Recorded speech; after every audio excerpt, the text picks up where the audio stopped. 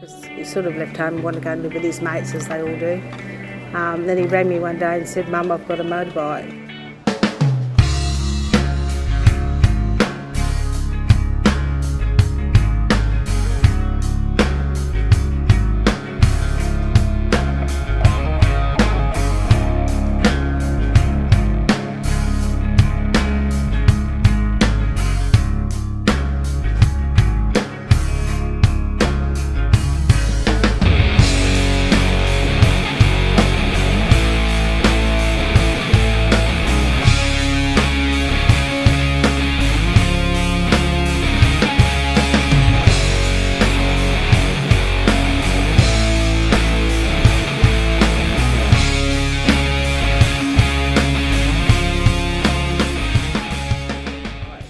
And I said, "Shane, I don't want to know about it.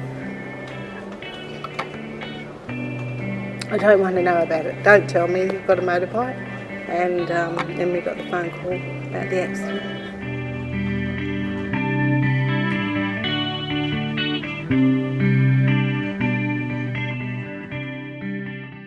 Shane fits into a category all of his own. He dislocated his head from his neck, so it's the highest level of your neck that you can break. Luckily somebody was there to resuscitate him, otherwise he wouldn't have made it to hospital, and certainly he wouldn't be here today. I was home, Ken was away, and my daughter was away as well. And I was on the phone to Ken and I had a knock on the door, and it was his girlfriend at the time.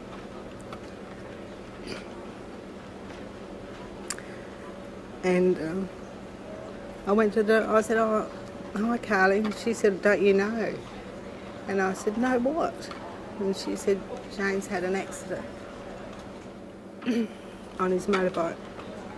And I said, "Is he okay?" And she said, no, it's really bad." So I didn't think it would have been that bad. I thought everything would have been okay. I rang Brock and they came over and took us up to the hospital. And all the way I thought, it'll be okay. This sort of thing doesn't happen in our family, he'll be fine. And once we got up there and found out the situation, the doctor took us into the room and said, "Look, this is a horrific accident." He sort of explained it like Christopher Reeve's accident, but saying it was worse, and really didn't give us much hope. So we thought we were up there to say goodbye.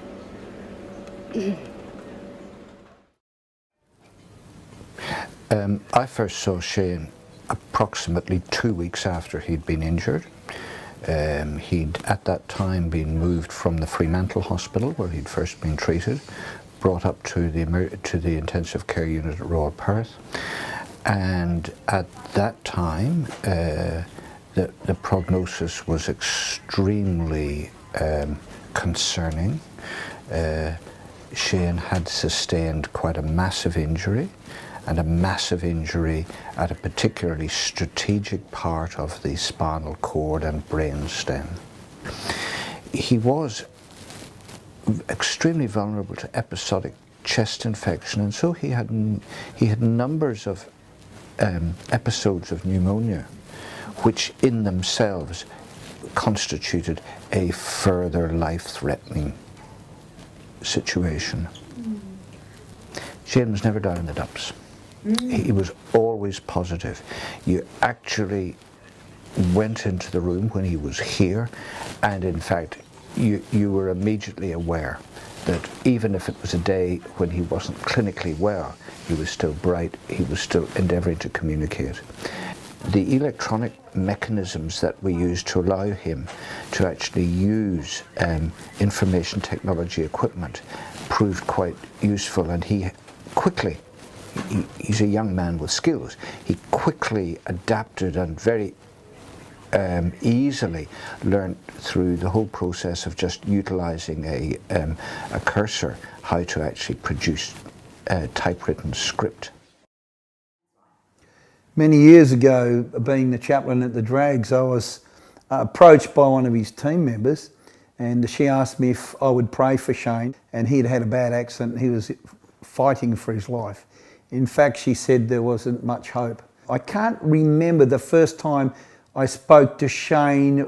When he came to, he wasn't all there, because when I say wasn't all there, he was still under sedatives. But when he totally came to, I can remember the expression on his face that, first of all, he'd opened his eyes to where he couldn't move anything. And secondly, he had this strange chaplain there. You remember you're at your friend's workshop, and he went home to get his motorbike.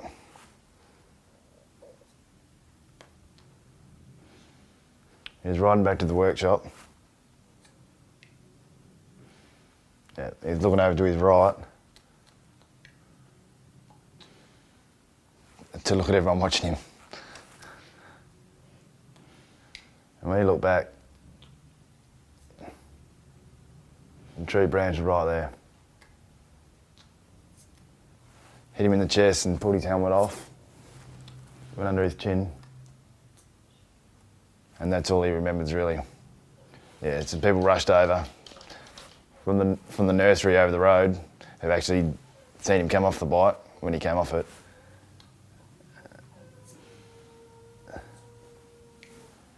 And they seen that his head was all black.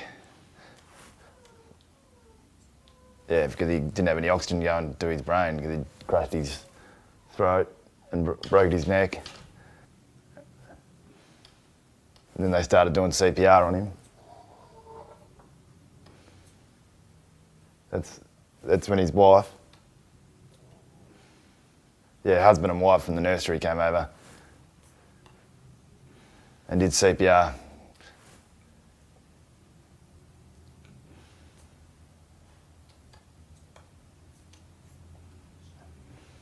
Yeah, one of the guys that was buying stuff from the nursery, he was there at the time, and luckily he was. Yeah, and he helped out, and he was actually the one that did the CPR, wasn't he, Shane? Yeah, so they were doing CPR for about 40 minutes before the ambulance got there, so... the police came and took over the CPR for 40 minutes, which is... I told my best friend, he and his partner, I told them and I said, I've met this guy and he's 28 and they said, how'd you meet? I met him through TAFE and, you know, he's a good looking guy and he, I don't know, probably made up that you did, well, you tell me your occupation is web design and stuff like that. So I had all these positive things to say about Shane and I rattled off all this stuff and they're like, oh yeah, it sounds really good. And they really keen for me to pursue him. And then I said, oh, and by the way, he's a ventilated quadriplegic and he can't talk. And they both sort of went, oh. And I was like, no, I said, you can't do that. Don't hear the last bit and cancel everything else out. And I said, and that's exactly how I look at it. If you've got 9 out of 10 things that are really, it's really, really positive things and then one last bit that we can get over, then it's fine. We what? Both of our families have both accepted both of us. Yeah. Yeah, because you were terrified. I remember, like, Shane at one point was hesitant to put the label of boyfriend, girlfriend on it because he was so worried that my family were going to think that, like, and try and say to him, what are you doing with our girl? And, you know, she's better than that and you're only bringing her down and stuff. Because you were really, really, really bad like that. Yeah. And it's the same again. It's the total opposite. Now you know better. But, yeah, that was bad for a while. But I had the same. I wanted your family to like me. I didn't want them to think I was a Florence Nightingale either. I know that if ever I worry about something about us being together, it's not justified. Just, I don't know. You and your accident and everything that's happened is just not an issue to your family. They've just got on with life. It's just normal as always. He can't stand staying in bed, so he forced himself to get up and get outside and make every day productive. So, yeah, and he's more active than, you know, we can't keep up with him half the time. You remember, Sue, when Shane first came home to your house, and it was like one big happy family, wasn't it, with all the support workers and Shane and yourselves. And then the difference between Shane then and Shane now, living in his own house, being independent, making his own choices and his own decisions about what he wants to do and where he wants to go. I think it's just fantastic.